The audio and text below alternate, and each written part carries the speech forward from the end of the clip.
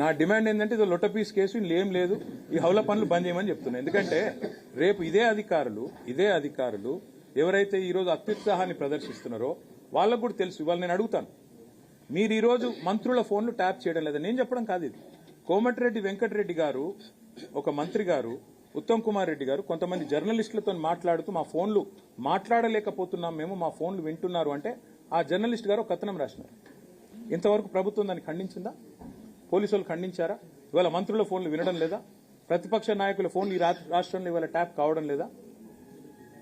Brother, నేనేమంటున్నా అంటే వాళ్ళకు కూడా తెలుసు, పోలీసు వాళ్ళకు కూడా, ఇది కేవలం వాళ్ళు బలి పశువులు అయ్యే ఒక కార్యక్రమం, రాజకీయ క్రీడలో.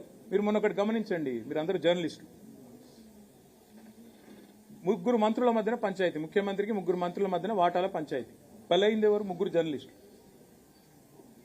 మా దొంతు రమేష్ గారు, సుధీర్ గారు, పరిపూర్ణచారి గారు మొన్న వాళ్ళు అరెస్ట్ అయింది. అసలు వాళ్ళందరూ బాగానే ఉన్నారు. అసలు కథ ఏంది? కాంగ్రెస్ పార్టీలో ఆధిపత్య పోరు, అంతర్గత పోరులో ముగ్గురు మంత్రుల మధ్యన వాటాల పంచాయతీలో ముగ్గురు జర్నలిస్టులు బలి.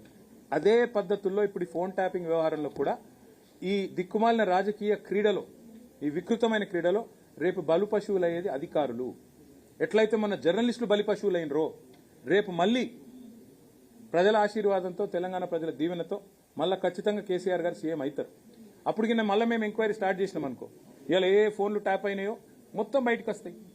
ఇవాళ వాళ్ళు ఏమేమి అక్రమ కార్యక్రమాలు చేస్తున్నారో అన్ని బయటకు వస్తాయి. అప్పుడు ఇదే అధికారులు ఎవరైతే ఉన్నారో వాళ్ళందరూ ఇబ్బందులు పాలవుతారు. అది వాళ్ళకు కూడా తెలుసు. అందుకే నేను అడుగుతున్నా, చెప్పమనండి వాళ్ళని. ఇవాళ ఈ రాష్ట్రంలో రేవంత్ రెడ్డి ప్రభుత్వం ఫోన్ ట్యాపింగ్ చేయడం లేదా? ఒక్క అధికారం చెప్పమండి బయటకు వచ్చి, నేను చూస్తా. ధైర్యంగా చెప్పమనండి.